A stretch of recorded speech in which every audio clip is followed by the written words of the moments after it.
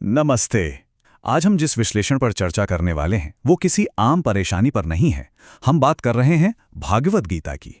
देखिए, ये सिर्फ एक पुरानी कथा या मंदिर में रखी कोई आम किताब नहीं है। ये असल में आधुनिक युद्ध के मैदान में उतरने और कठिन से कठिन परिस्थितियों को फेस करने का एक बेहद प्रैक्टिकल रोड मैप है। तो चलिए, बिना किसी देरी के इस प्राचीन ज्ञान की गहराई में उतरते हैं। आप जरा खुद को स्थिति में रखकर देखिए। सोचिए, सामने एक युद्ध का मैदान है, कुरुक्षेत्र। एक तरफ आपके अपने ही लोग खड़े हैं, चाचा, ताऊ, भाई और वो गुरु जिन्होंने बचपन से जीना सिखाया। ऐसी स्थिति में आखिर क्या करना चाहिए? क्या अपनों के खिलाफ लड़ना सही होगा या फिर अपने हथियार डालकर वहां से भाग जाना बेहतर है? यही तो था अर्जुन का सबसे बड़ा धर्म संकट। भारत के सबसे महान योद्धा के हाथ डर से कांप रहे थे। उन्होंने अपने सारथी और मित्र भगवान कृष्ण से साफ कह दिया कि वो किसी भी कीमत पर अपने परिवार को नहीं मार सकते। ठीक है, चलिए इसमें थोड़ा और गहराई से उतरते हैं। आपको नहीं लगता कि अर्जुन का वो घबराहट भरा पल आज के इस आधुनिक जमाने से बहुत ज्यादा मिलता जुलता है? एक तरफ है अर्जुन का प्राचीन युद्ध का मैदान, जहां रथ हैं, गुरु हैं और रिश्तेदार खड़े हैं, और दूसरी तरफ है हमारा आधुनिक युद्ध का मैदान, जहां भारी एग्जाम्स का बोझ है, लगातार बढ़ती हुई जिम्मेदारियां हैं या फिर किसी अपने को खोने का असहनीय दुख है। जब भी आम जिंदगी में हार मानने की नौबत आती है ना, तब एक आम इंसान बिल्कुल अर्जुन की तरह ही बेबस महसूस करता है। और यहीं से कृष्ण का वो महान मार्गदर्शन शुरू होता है। इस चर्चा के 5 मुख्य हिस्से हैं। पहला, जीवन का युद्ध मैदान। दूसरा, शाश्वत आत्मा और निडर कर्तव्य। तीसरा, अशांत मन को नियंत्रित करना। चौथा, विराट रूप और भक्ति। और आखिरी 5वां, रोजमर्रा के संघर्ष के लिए ताकत। और ध्यान रखने वाली बात यह है कि कृष्ण की बातें सिर्फ बीता हुआ इतिहास नहीं है, बल्कि आज के किसी भी संकट से बाहर निकलने के लिए एक बेहतरीन और बहुत ही स्ट्रक्चर्ड रोड मैप है। तो आइए इस रोड मैप के पहले हिस्से की तरफ बढ़ते हैं, जीवन का युद्ध मैदान। यहां शुरुआत होती है हमारे अस्तित्व और हमारी असल पहचान की नींव से। कृष्णा ने अर्जुना को समझाया कि वो आखिर उन लोगों के लिए क्यों रो रहे हैं जो इन आंसुओं के हकदार ही नहीं हैं। इसको ऐसे सोचिए, जब एक पुरानी फटी हुई शर्ट को उतारकर हम एक नई शर्ट पहन लेते हैं, तो क्या इसका मतलब यह है कि अंदर का इंसान ही खत्म हो गया? बिल्कुल नहीं, सिर्फ शर्ट बदली है।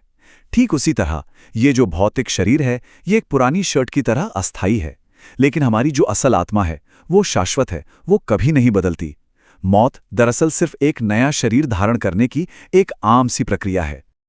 और ये बात पूरी तरह से दर्शाती है कि हमारे प्राचीन ग्रंथ आज के आधुनिक विज्ञान से कितने आगे थे। आज की आधुनिक साइंस और फिजिक्स हमें क्या सिखाती है? यही कि एनर्जी को कभी नष्ट नहीं किया जा सकता, ये सिर्फ अपना रूप बदलती है। हजारों साल पहले कृष्णा ने बिल्कुल यही सटीक बात आत्मा के लिए समझाई थी। उन्होंने बताया कि आत्मा को न तो कोई हथियार काट सकता है, न आग जला सकती है और न ही हवा सुखा सकती है। ये ऊर्जा हमेशा जिंदा रहती है।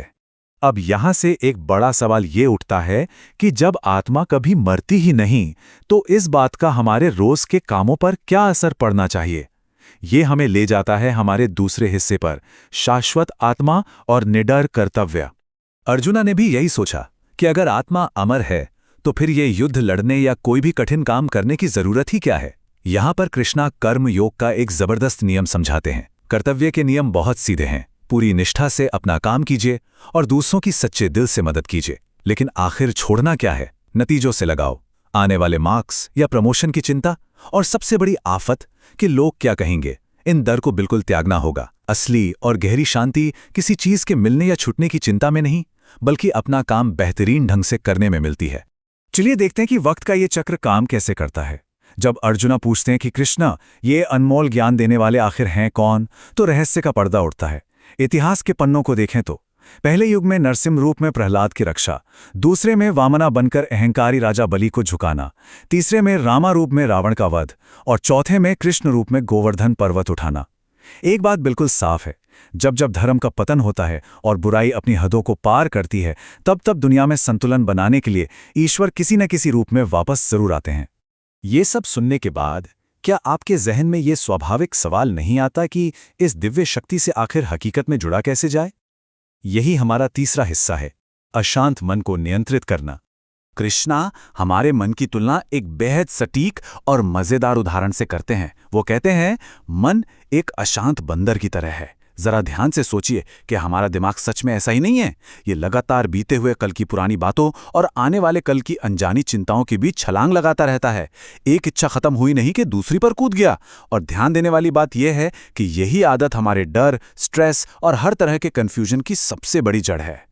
तो इस अशांत और बेचैन बंदर को शांत करने का आखिर तरीका क्या है? जवाब है ध्यान योगा, यानी ध्यान लगाना। आज की आधुनिक मेडिकल साइंस और बड़े बड़े डॉक्टर्स भी उन्हीं बातों पर थप्पा लगा रहे हैं जो गीता ने हजारों साल पहले बताई थी। आंखें बंद करके ध्यान लगाने से स्ट्रेस लेवल कम होता है, मेमोरी बेहतर होती है और अंदरूनी खुशी बढ़ती है। ध्यान लगाने से अशांत मन धीरे धीरे ऐसे शांत हो जाता है जैसे तेज हवा के रुकने पर किसी झील का पानी ठहरकर बिल्कुल शीशे जैसा शांत हो जाता है। अब इस हिस्से में जो सबसे ज्यादा दिलचस्प बात है वो ये है कि दिव्यता सिर्फ मंदिरों, मूर्तियों या पूजा पाठ तक ही सीमित नहीं है। कृष्णा टंकी की चोट पर कहते हैं, मैं पानी का स्वाद हूं और सूरज तथा चांद की रोशनी हूं।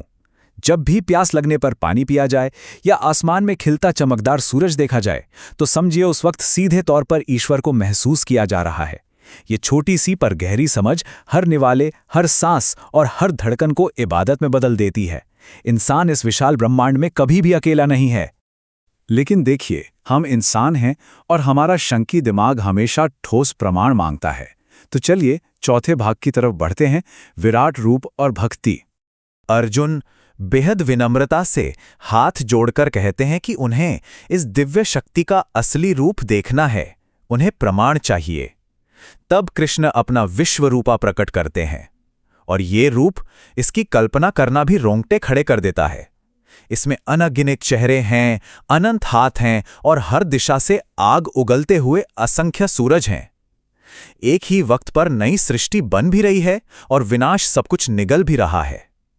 ये दृश्य इतना विशाल, सुंदर और डरावना था कि अर्जुन वही के वही नतमस्तक हो गए। यहां पर एक बहुत ही कमाल की तुलना है। अर्जुना ने सृष्टि की शुरुआत और उसके अनंत विस्तार का जो विस्फोटक दृश्य देखा था, उसे आज के दौर में आधुनिक वैज्ञानिक बिग बैंग थियरी के बराबर मान सकते हैं। पूरा ब्रह्मांड एक अचानक छोटे से बिंदु से फैलकर इतना विशाल हो गया। इस विचार का डायरेक्ट वर्णन इस प्राचीन ग्रंथ में हजारों साल पहले ही दर्ज है।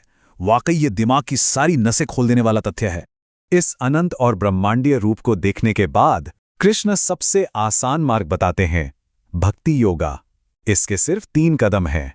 पहला कदम, अपने सारे डर और शंकाओं को तुरंत छोड़ देना। दूसरा कदम, पूरे विश्वास के साथ उस परम शक्ति की शरण में आना, बिल्कुल वैसे ही जैसे एक छोटा बच्चा बिना किसी डर के अपनी मां की तरफ दौड़ता है। और तीसरा, श्रद्धा के साथ नाम जपना और शांति पाना। खुद को पूरी तरह सौंप देना कोई कमजोरी नहीं है, बल्कि ये किसी भी आत्मा की सबसे बड़ी ताकत और आजादी है। तो सबसे अहम मुद्दा ये है कि इस पूरी ब्रह्मांडीय यात्रा, इस गहरे ज्ञान और इतने बड़े दर्शन का हमारी आम जिंदगी पर आखिर क्या असर होता है? यही हमारा आखिरी भाग है, रोजमर्रा के संघर्ष के लिए ताकत।